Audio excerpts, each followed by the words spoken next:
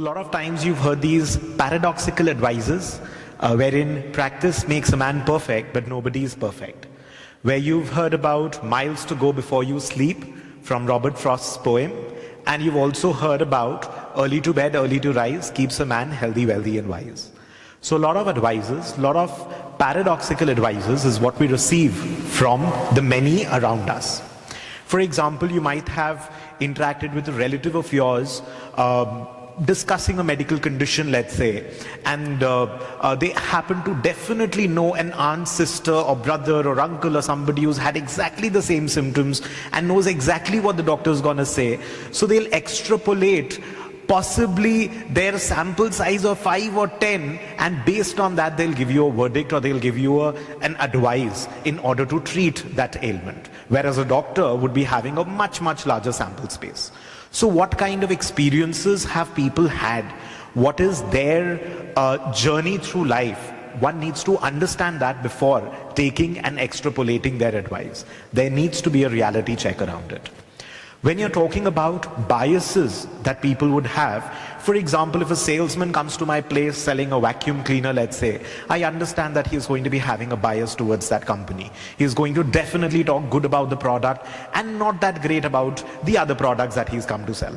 In fact, he might even mention that I was working previously in this company and over there in that company, but these problems were there, therefore I moved to this company, so that vacuum cleaner is bad and this one is actually better. So you'd often find them. But we understand inherently that yes, a salesman would be having a certain bias towards the product he's selling or the company he's working for. Similarly, when you're looking at actors and even sportsmen endorsing certain brands, we know that these guys are getting paid to endorse it. They may not be using the product themselves. And we have seen so many of these hypocrisies being brought out thanks to social media today. So where you're promoting a product laden with sugar and suddenly on one of the talk shows you'll talk about sugar being bad. So when you're talking about the biases, next comes the influencers. So influencer by definition is somebody who's gaining your trust, who's being able to influence your decisions, and that has to be good for you. You're trusting somebody based on their expertise, their experience, their credentials, their credibility, as they have maneuvered through life, and you want to possibly be there in that kind of a situation, be that successful, emulate them in certain aspects of life. That's what you're trying to do. And when they take money and endorse something, there is a reality check that is needed. Is it actually good for you? Is it worth the following that? So I'll give you a few examples through my journey as to how I took decisions while working and studying. So while I was studying during school, I remember my mother used to tell me that it's like a fixed deposit that you're doing. You study right now because then you're going to be working, and she never thought that I'll be studying along with work later on. But the idea was that you study right now, then you get into work. So the amount of studies, the amount of hard work you put in, and studies does not mean degrees alone. It talks about your education, your skill set, etc., everything together. And that is what is going to take you far. And it gives you a higher level at which you start. It's like a fixed deposit. So amount of deposit you make today, that is what is going to get compounded over time. So that is what was there. And now we were bombarded with a lot of content wherein Zuckerberg became the poster boy of a college dropout. So we talk about, education is not important. Steve Jobs is a college dropout. Zuckerberg is, and many more to follow, and they're billionaires. So it does not matter whether you're educated or not. The problem is that when we follow such things online, we end up thinking like them, but the reality is that we only follow something very selectively. So when you're looking at Zuckerberg, he used to be studying more time and working harder than the college companions of his in terms of coding and learning all of that. Steve Jobs was attending calligraphy classes which he did not even enroll for, and he talked about it in his famous Stanford speech. And we do not want to copy that aspect. We're just looking at the college dropout part of it. So that does not work. You cannot selectively take advices. But as I told you, that when you're looking at these followers, you would end up taking those advices which makes you lazier, complacent, and therefore I went on to study CA, CS, CFA, FRM, CAIA, CIPM, CCRA, CIIB, CIRA, AIM, CFP, etc., OMG, right? So as I was moving forward with my career, I was studying and I started teaching while I was studying myself. And then I taught a few batches. I'm born and brought up from Kolkata in India. And I was studying and I started teaching and I was experimenting. I was loving it and I was doing well. But then again, I did not think that I should be quitting a job or I should not take up a job and continue that way. Although teaching came very, very instinctively to me.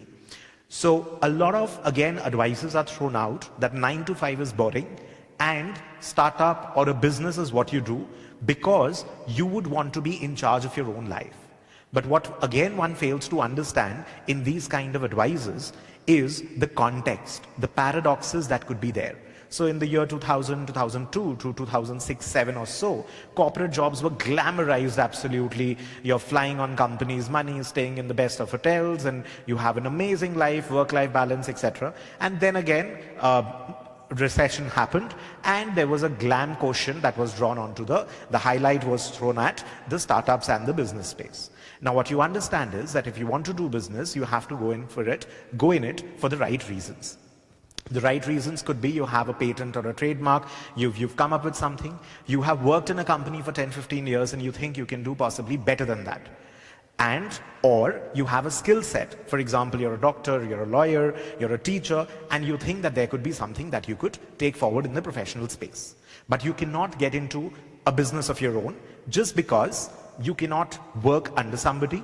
Because when you're actually working on your own, you will have to be responsible, you will have to listen to the clients and to the employees both.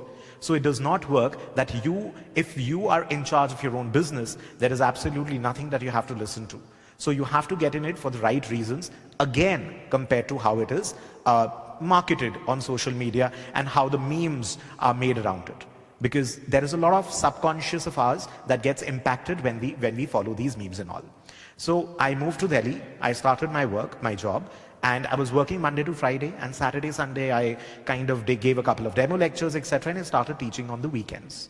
So while I was teaching on weekends, I realized that instead of taking holidays and take weekend getaways with my friends and all, I was enjoying being in the classroom more than that. And since I was barely 22 or 23, I saw people double my age, literally double my age, who were absolutely enjoying the lectures. That told me that yes, now is the time. I've tested the market outside. I have proved myself and I have worked beyond the working hours to justify that yes, I can leave my job and get back to Kolkata, my hometown, and start afresh. So when you take decisions, you have to understand that.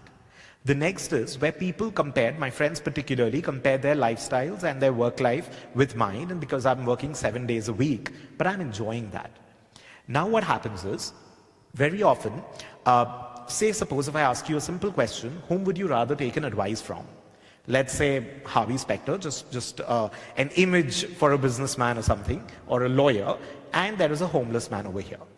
Now whom would you take advice from? So a normal answer would be that you'd be going to the successful businessman to take an advice from. So you'd obviously be calling the successful ones, you'd be going through interviews, etc., of the successful ones in order to take their advice. Now what happens in this case? I've seen quite a few times where people say that I wish I had not worked this hard, or I wish I had not done so and so, and based on that, they would be giving you advice, because that is something that you'd be able to resonate with. That would be something which would make them more popular. But are you following them? Are you taking their advice for that reason? You're taking their advice because you want to get where they have. That's the reason why you're listening to them.